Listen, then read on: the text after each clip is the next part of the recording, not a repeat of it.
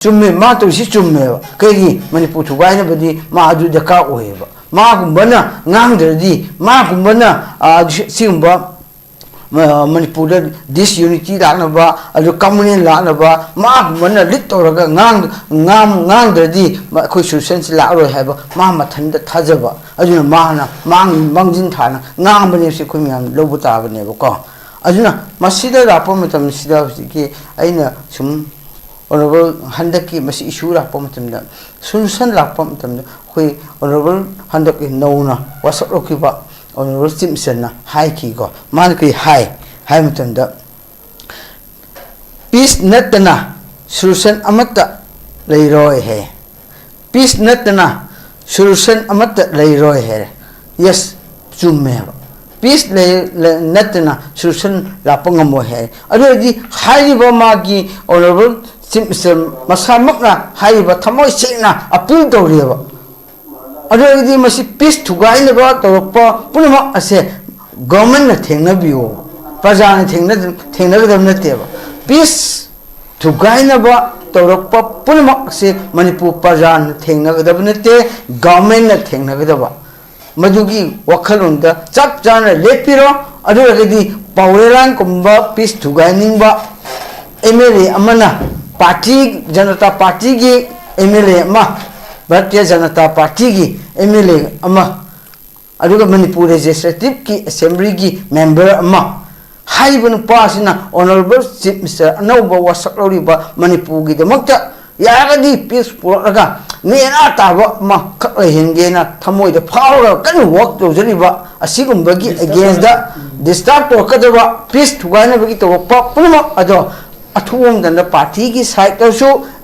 Simson advice तो बिरो speaker side की रखपि आबे रखपिरो ना एडवाइस तो बिरो अदु गवर्नमेंट साइड की डिसीजन लोबि आबसु लोबिरो अदु लोखप ताबनी मरमदि होजिक मान हाइरि पीस नतना सुसन को सुसन अमत लैरोय हाइरे दुदि मसि पुनमक थुंगे हागदि हाइबो पुनमक अदो लोखप ताबनी एक्शन लोबो ताबनी अदुगा पुनमक अइना सुमन लापम तमसिदा मणिपुर के येंगरपम तमदा अखोई यामना पुनमक की ओइबा मणिपुर से निंगब काइबा ग्रुप हाइतारे निंगब काइबा ग्रुप नि अदुगा अवाफमदा तागदायना पाखचबा मणिपुर ओइना लेरबनी असिगम तंजासिदा रूल तोगदा बासिदी अखोई लो सिबु गवर्नमेंट सिना लो सिबु थाजब थमलगा मसी लोसी मतेंग नतदी मणिपुर से कनमंगमोय मणिपुर की प्रजा अवाब ताई से कनमंगमोय हबसे लो खतन कनगदबने हबको असुम कोई मी पॉपुलेशन यामबना आखो मी यामबना कनगदबनती लोसीबु चेना थाजब मतमदा लोसीबु मफम चार सिनबम तमसा गवर्नमेंट सिना पाई होजिकी सिम सरमना मसी लोसे पायल सिनबम तमदा मफम चार सिनबम तमदा मणिपुर से तंग First, Magi, theory of union territory, Ohungi Ofamze, Nakalamoromda, couldn't put any company we have Amana sectarian definition of a state institution, Shima, sectarian or in a Magi, Kangu proof amongi or in a Loyama union territory among Piraga, Manipoda, union territory, Ohum like Wafamne, Aduga, Masidiamna, Equina, Yang we are Wafamze within cookie. Community ni hai dana mana luxury ba mama sana esa luxury ba community sing manungda cookie jo amadi mar hai dana mulai habne hojik ngasai jogi jomi kangu jomi gi MLA sing na jo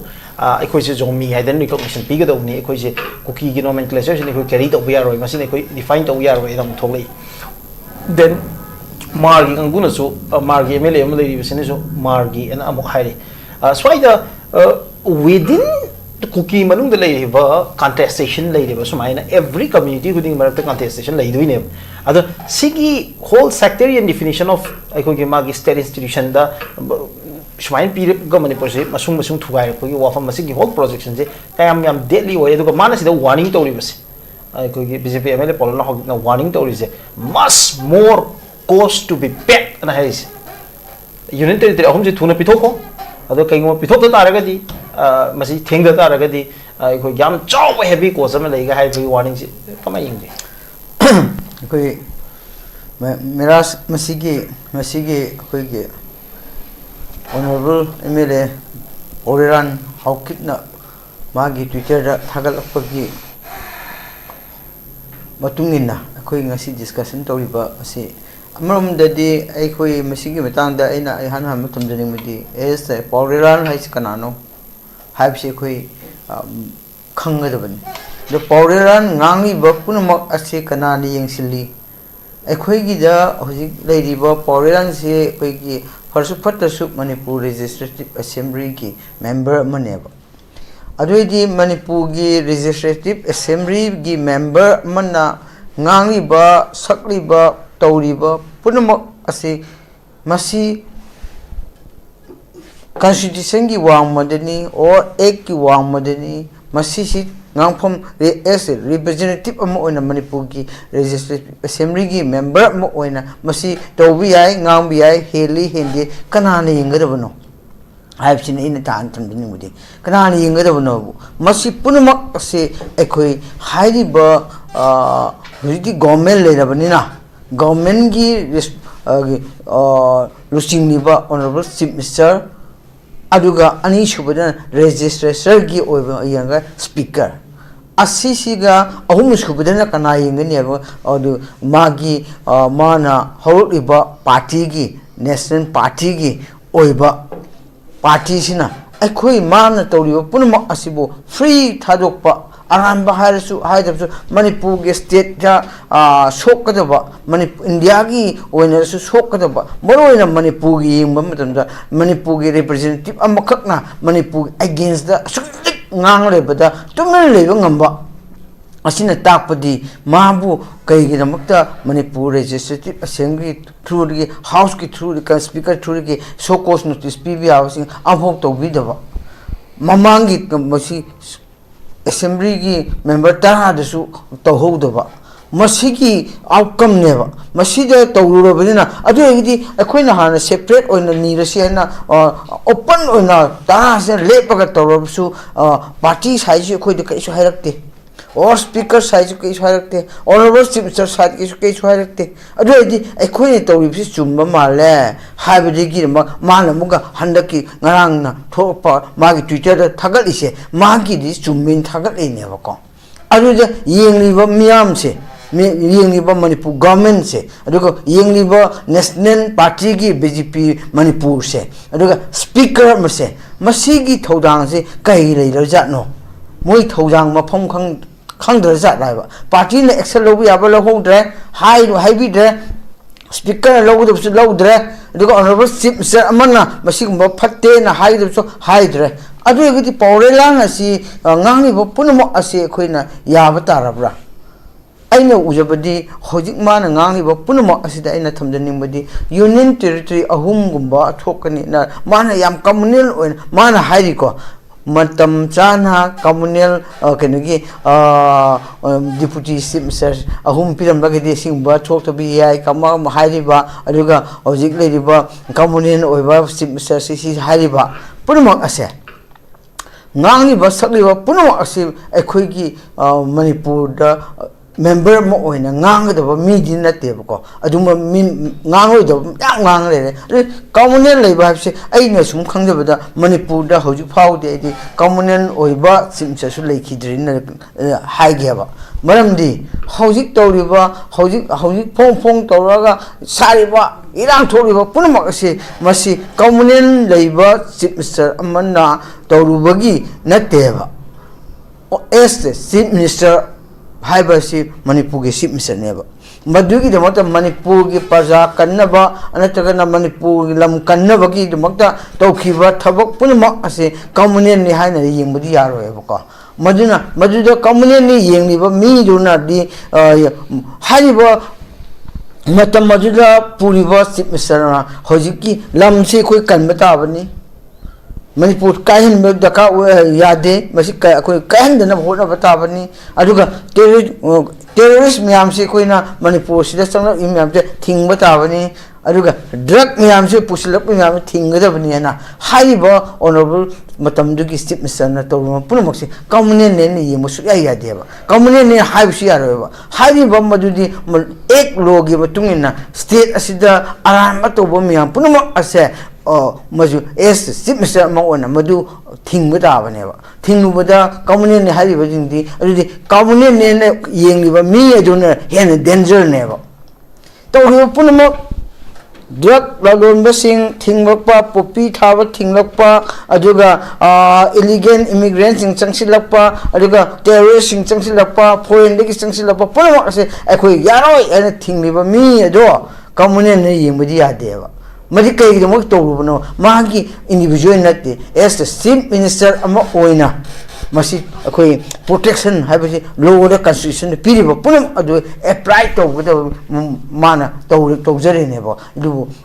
asida khoina aina thamjo point di masi to pam tam sida akhoi yemu ya base masi akhoi aran ba wakhalon khanba aduga manipur thugaining ba wakhalon khanba mi sing adugi maramna Manipur se kamai thugai sige ana khaliba aramba wakhalon khallaga Manipur kamdongna thugai sige na khaliba mayam gi wakhalon da khaliba punamak ki miyoi sing adugi langda misam yam sikibani andak la ise kai gi damakta mukhoina aramba moina phattara khanba Manipur kamai thugai gi ni eno khal hotlaga leba aduga kamai na masi ekhoi Manipur phattana kak khal leba adu Manipur kamdo thugai gi ni ena khal leba adugi khusin thawang adugi hojik 2003 digi thokiba me da 3 digi thokiba punma ase misam yam sikiba mayum makai tumkiba punma ase kanano mokhoi khusin na neba masi Manipur government ki khusina natte baka adugi aranba toningba thugainingba phattan toningba punamak ki khusing thara mokhoi ki thamoi da phao ga tawpa miyam adugi ngak senabagi nokta government na tokhiba punamak ni adubu sikhiba misam sikhiba dudi mokhoi ki thoksin ne baka ajuna masi apna pore rang matang de kamna thamjege honorable MLA ni Manipur ki Legislative Assembly ni masi assembly ki member ni haibase Manipur government kaurabra aduga hariba mi sina subjective communal leina wa ngamba matam sida action kaichu logdoba misam na ngamo nani phada bane baka kai kumba ekhoi hojik leiba phamano leiba community atopana ngamba tarba nani zen yorodobne aduga nahadagi khoigi isam tamba khoigi atopa community digi MLA ngangaraba ma disqualify to bi arabani party ne so ma explain to bi arabani adum ba chupai pakhatan lebase asi so aiso angap modi oi masi punama ase hojiki ma ngasi ngarang khakta thaga padu khaknatana hau khi ba matam degi nganglap punama ase MLA amag oina nga punamak asi yenguba taragadi masi koi disqualify tawri daba maram leiteba aduga party digi explain to ningai to the ningai maram leiteba tawgudabane masi gumba utpangamdradi hojik ekoina kanna laujaraga kanaroi afwa saraga sum peace leirani honarsu haibu government sina masigumba gi aram to bumyam sigi moina logi makhada tap na moi action law to targadi ekoina peace lawga sumam ngamoeba lo mana control to bum tong to peace rakadamni lo sibu free thado kanda kamana state sida kamana peace haibu lakduinova lo na control to matamda punamak ase aphabi mi issue phattabi mi issue aduga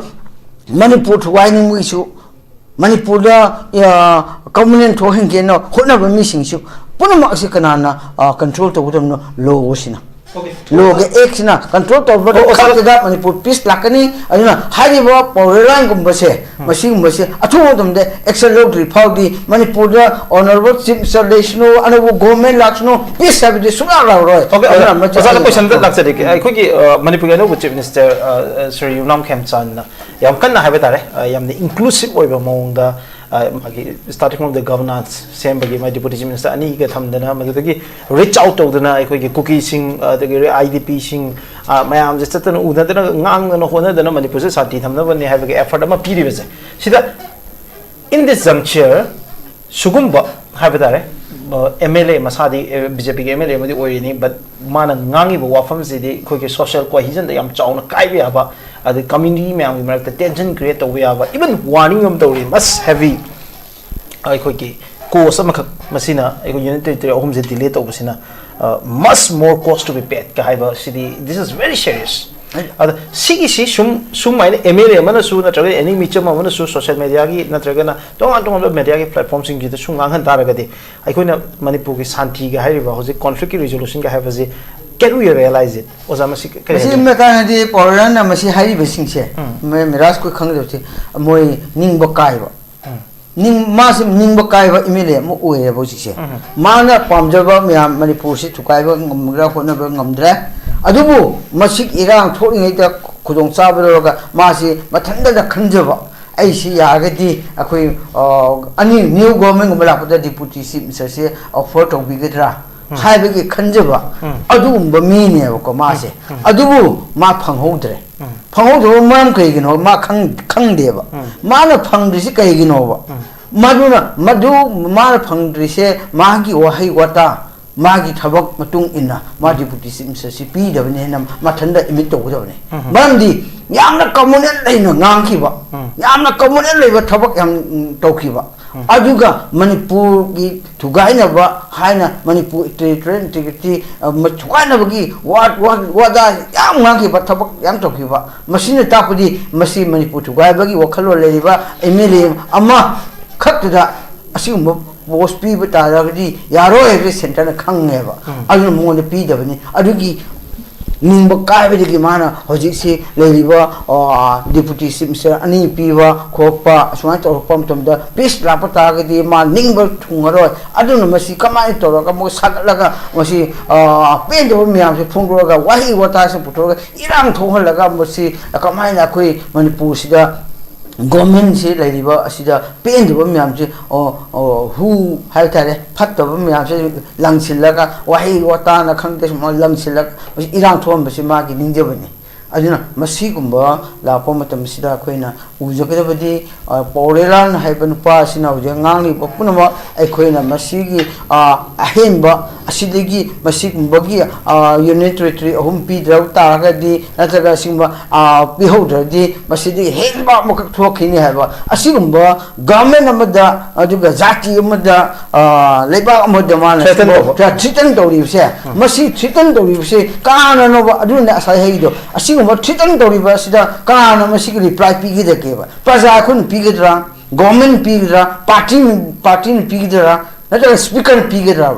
magi responsible MLA obinena speaker pi ba ke akabrite aduga party gi mo represent ona ma MLA kari bina party ni action lo boda kesu akabrite asigumba thit to roba state amo thit to roba communal line di yala thit to roba purma asibu hojik phaw koina masigi government sadigi athu mo matam si lokal ni ke ko si lokal handadi aikhoi manipur da sason to bose yaroi aikhoi na pamanbu jajalan gumba ai gumba duga akhoi gi medang gumba asina haiba tadi chai police la ani yumda police la ani nang wahi wata sina masi manipur kai bi har play re ani masi miyo de threaten to re akhoi bu hair ani first chalaga to ani ba adu asi gumba si la po matam sida manipur si future gi yingaga manipur si kamaina koi ningkha tamba leiba oiramba ningkha tamba state amo oiramba masi gumbada chalak eba ngalok eba punma asibu yengna leiba sidi chumboine khalli masi khoi masi hairagadi masi pharu ragadi party ge khoi soigadra masi disqualify to ragadi khoi gi party soigadra adum le yengadi yaroi masi gumba phattoba myam sidi लौथोक मतम खक्ता फबा मियां Okay. Thank you very much. Yam strong and very powerful statement coming from a community leader Manipur ki masak naiva community leader amadagi ekoi adugo Manipur ki achok chobi issue sing yam toine phongto piriba ego jade thambi bo khamne ozana unda lakchaning bazi ekoi ki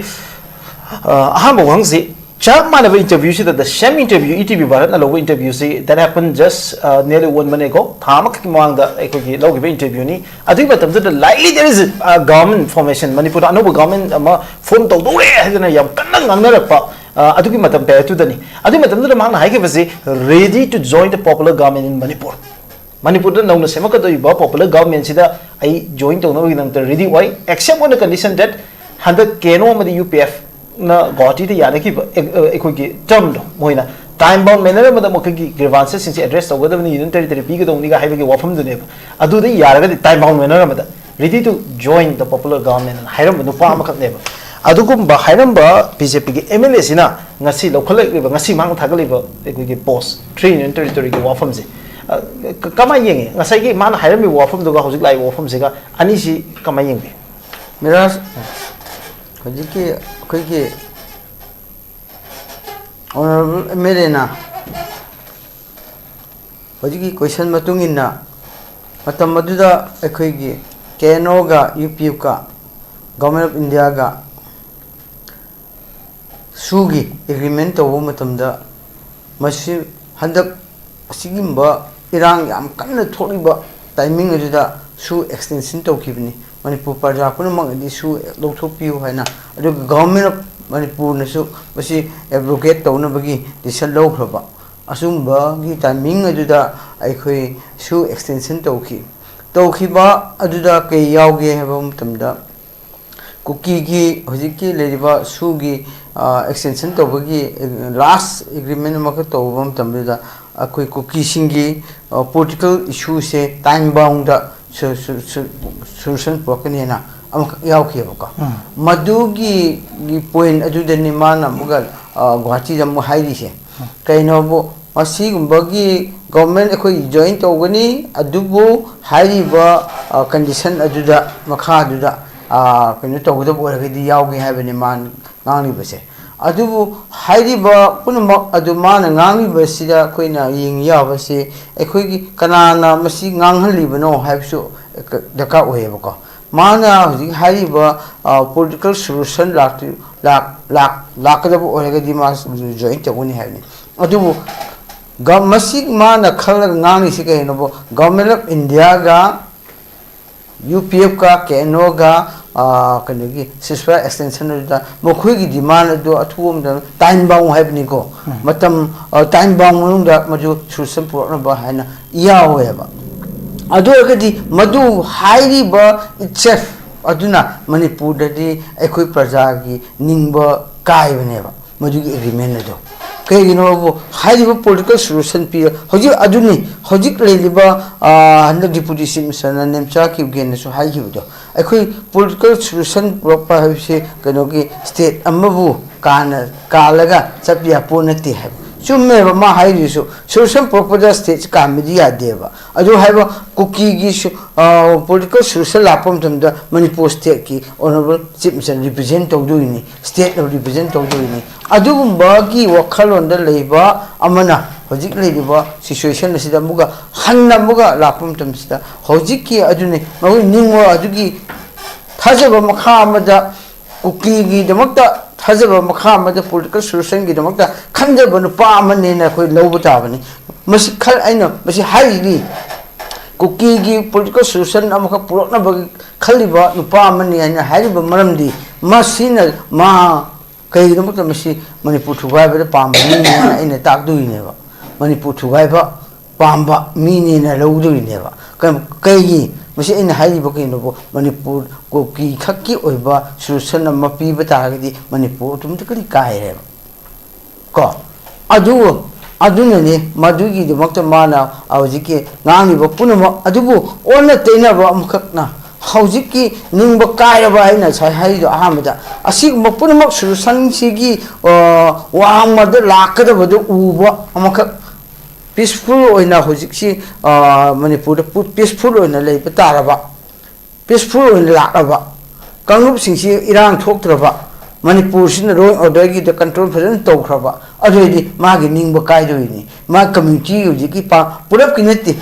pamliba manipur thugai ba pamba separate ona lawningba pamliba community singidi adu ningba kaibane madu orgadi masi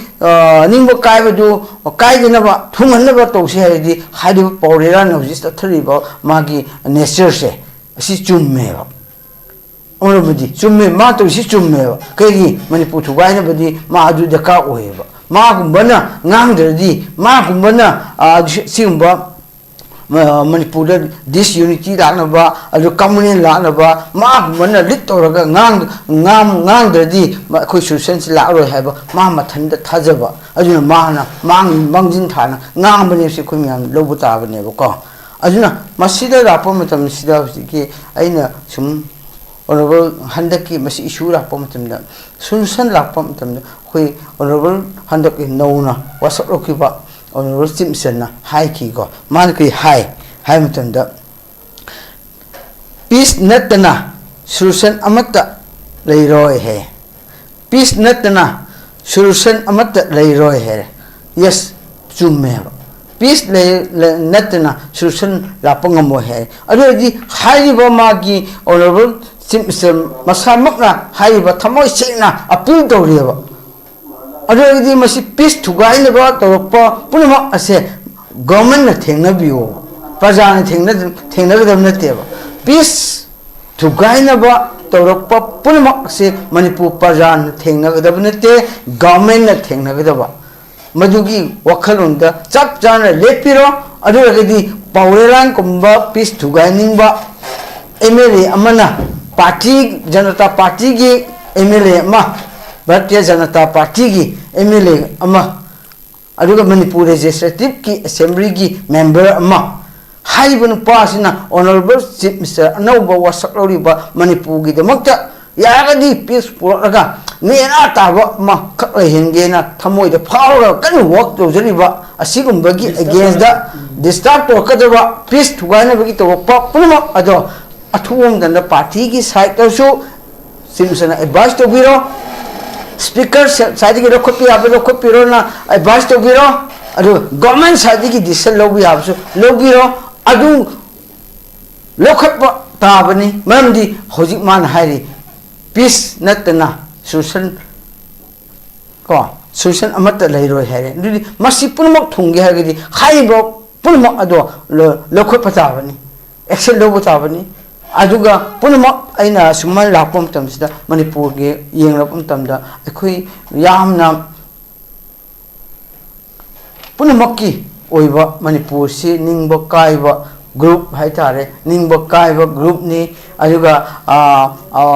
अवाफमदा तागदायना पाखचबा Manipur ओइना लेरबनी असिगुम तंजासिदा rule तोगदा बासिदी अखोई लो सिबु government सिना लो सिबु थाजबा थमलगा मसी lossy मतेंग नतदी Manipur से कनमोय मणिपुर की प्रजा अवाब ताई से कनमोय हबसे लो खतन कनगदबने हबको असु कोई मी population यामबना आखो मी यामबना कनगदबनती lossy बु चेना थाजबा मतमदा लोसी बु मफम चार सिनबा मतमदा गवर्नमेंट सिना पाई होजिकी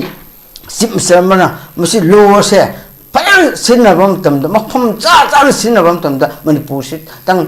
इकुई कुइदना थामा अनि मन फाउ पीस लापि यारिनी अदुबु लो सिबु लो सिलगा थमलगदी यारो ओजा अदु मतंग दु क्वेश्चन तै लाचोगे हाउ इरेस्पोंसिबल ऑफ स्टेट नमु ओइगे सिने कयाम याम इरेस्पोंसिबल ऑफ स्टेट नमु ओइगे कदा हीलिंग टाइम नेबो yes conflict thokre mi myam sigre madu ge mikap mirau kol mayum manjan da relief kem da yatara leiribe mi se it's more than 60000 sugum amada leibaki luching ba mana aikoi gi luching bu humpu gi manung da yankai ba panau jile ising manung da amane ba masi ado magum mi amada gi sida healing gi oiba wahpham sing aikoi gi yamna shanti purakna ba tranquility maintain tawna ba social cohesion se muhan thamna ba hona ba gi wahai haibi mohota much more cost to be paid ka here pase ꯑꯗꯨꯒ ꯑꯗꯨꯁꯨ union territory ꯑꯍꯨꯝ ꯄꯤꯗ꯭ꯔꯒꯗꯤ ꯉꯁꯥꯏ ꯍꯥꯏꯈ꯭ꯔꯦ ꯑꯪꯀꯜ ꯖꯂꯥꯜꯅ ꯑꯩꯈꯣꯏꯒꯤ ꯀꯔꯤꯒꯨꯝꯕ union territory ꯑꯍꯨꯝ ꯅꯠꯇꯦ ꯑꯩꯈꯣꯏ ꯃꯅꯤꯄꯨꯔꯒꯤ ꯏꯟꯆꯤ ꯑꯃ ꯂꯝ ꯏꯟꯆꯤ ꯑꯃ ꯁꯣꯛꯂꯛꯄ ꯃꯇꯝꯗ ꯑꯗꯨꯒꯤꯗꯃꯛꯇ ꯉꯛ ꯀꯦꯜꯂꯒ ꯏꯔꯩꯄꯥꯛꯀꯤꯗꯃꯛꯇ ꯊꯋꯥꯏ ꯇꯠꯀꯦ ꯃꯅꯤꯄꯨꯔ ꯀꯥꯏꯕ ꯌꯥꯔꯣꯏꯅ ꯊꯣꯛꯂꯛꯀꯗꯕ ꯃꯤ ꯂꯥꯛ ꯀꯌꯥ ꯂꯩ ꯑꯗꯨꯒꯤ ꯃꯅꯨꯡꯗ ꯑꯩꯈꯣꯏꯁꯨ ꯑꯃꯅꯦꯅ ꯉꯁꯥꯏ ꯍꯥꯏꯈ꯭ꯔꯦ which is ꯑꯩꯈꯣꯏꯅ ꯏꯃꯥꯖꯤꯟ ꯃꯅꯤꯄꯨꯔ ꯀꯥꯏꯕ ꯀꯥꯏꯁꯤꯗꯤ ꯑꯩꯈꯣꯏ ꯃꯌꯥꯝꯅ ꯏꯃꯥꯖꯤꯟ ꯇꯧꯕ ꯉꯝꯕ ꯋꯥꯐꯝ ꯑꯃ ꯅꯠꯇꯦꯕ ꯑꯗꯨꯒꯤ ꯋꯥꯐꯝꯗꯨꯗ ꯌꯨꯝꯐꯝ ꯑꯣꯏꯔꯒ ꯑꯩꯈꯣꯏ ꯋꯥꯔꯅꯤꯡ ꯇꯧꯔꯛꯄ ꯊ꯭ꯔꯦꯇꯟ ꯇꯧꯔꯛꯄ ꯃꯁ ꯃꯣꯔ ꯀꯣꯁ ꯇꯨ ꯕꯤ ꯄꯦꯗ ꯀꯥꯏꯔꯛꯄ ꯁꯤ is it the right time ꯃꯥꯅꯗꯤ right time ꯍꯥꯏꯔꯤꯑꯕ 2 times never right time ꯍꯥꯏꯔꯤꯁꯤ ꯑꯗꯣ ꯗꯤꯄꯨꯇꯤ ꯆꯤꯐ ꯃꯤꯅꯤꯁꯇꯔ ꯑꯅꯤꯁꯤ right time ꯗ ꯂꯧꯊꯣꯛꯑꯝ ꯇꯥꯔꯕ ꯄꯤꯔꯝ ꯇꯥꯔꯕ ꯃꯅꯤꯄꯨꯔꯒꯤ ꯍꯥꯟꯅꯒꯤ ꯆꯤꯐ ꯃꯤꯅꯤꯁꯇꯔꯁꯤ right time ꯗ ꯂꯧꯊꯣꯛꯑꯝ ꯇꯥꯔꯗꯤ ꯍꯥꯏꯕꯅꯦꯕ so what is the right time ꯍꯧꯖꯤꯛꯀꯤ ꯁꯤꯒꯤ ꯃꯇꯝꯁꯤꯗ ꯃꯥꯅ ꯍꯥꯏꯔꯤꯕ ꯋꯥꯐꯝꯁꯤ is it the right time मसीना मारा हजिकी मान राइट टाइम में हाइरिबा पुनमक से ए कम हाइजिगेबा अजुदी हौजिक तौरिबा मणिपुर सिदा 2023 गी दगी मे थर्ड ए थोगबा असिगी मे इंजीनियर से मानेबा माने लो बताबनी मान रोम थोम मता थोम मने लो बताबनी नंबर 1 कगी मा वहिदना पुनमक असिगी लेरिबा पुनमक अहमदगी ऑनरेबल चीफ मिनिस्टर सिगे कम्युनियन तौबा खोपा दुगा लेरिबा हाइकेबा डिप्यूटी चीफ मिनिस्टर अनि पिरमगदि सि थोम दोइदेन हाइकुंबा हौजिक मदु यूनियन टेरिटरी अहुम थोकना मसी मतम चाना तहौद्रदि हौजिक थोरपदगी हेना अकनबा महाय तारे अदुगा अवावा नंबा याबगी माना थ्रिटन तौरिना थोकनेना अबेदी माबू हौजिक हाइरिबा असि माना अथॉरिटी ओइजरेबा रिस्पांसिबल पुनमक मा लौबु ताबनेबा हौजिक थोकलिबा पुनमक अबिमुगा थोकनबा पुनमक असि माना रिस्पांसिबल नि अजुनने असाय हाइदो असि गुंबा ngangiba asida asay हाइदो लोना फिजिकली ने तौगदब नते लोदुना पा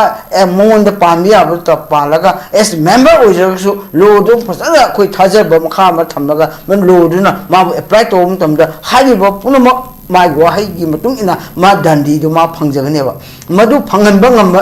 government am daka oeba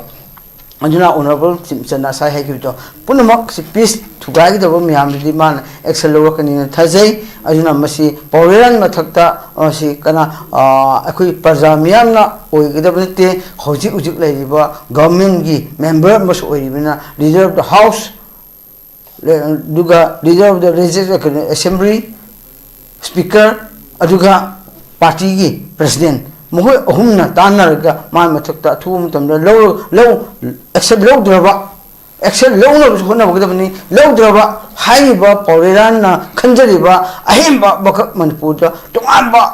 awafamda tanbiya bagi wakhalun mongol leiribase soinu pangthokkhini na khalleba ko madu pangthokhaluge hadi amatam chan accept low bi habse na dum haijege yam nuaje oza ai mathang si koi yam short round no khakta laksage yam atin ba round no khakta laksage hojusik manipur gano chief minister Sri Yunam Khemchana speaker oibo matam ni that was 20 December 2019 da mahang speaker oiraga mahang signature toraga thadur ke resolution si resolution passed by the Manipur Legislative Assembly in the sitting held on December 2019 the House unanimously resolved to reaffirm the resolution number 121 adopted by the House on 23rd July 2018 to reiterate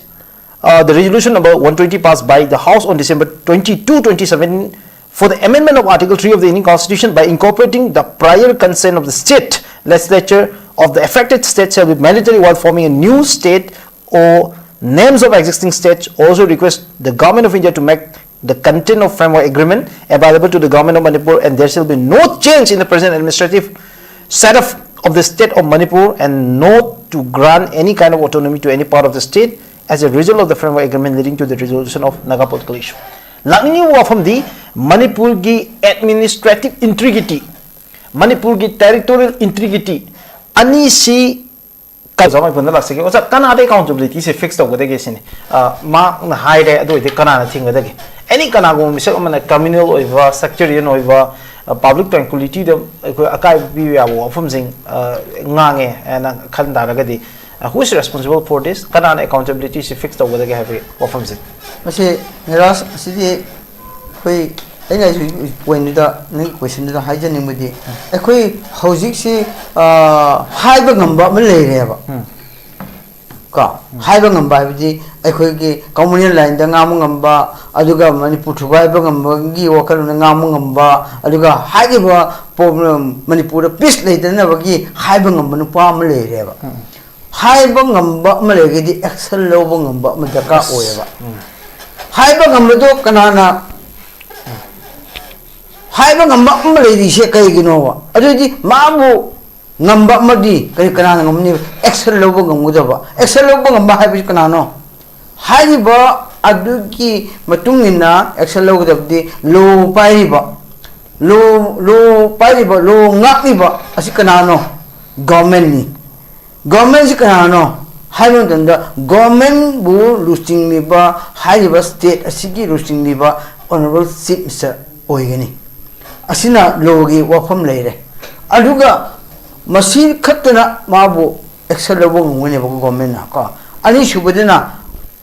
kanana mulogni akhoi asa hai ki bido haiba ngam pa sigi eselo kana gi member no kana gi imung no haiba daka oyeba kana gi imung la do BJP gi imung ne ba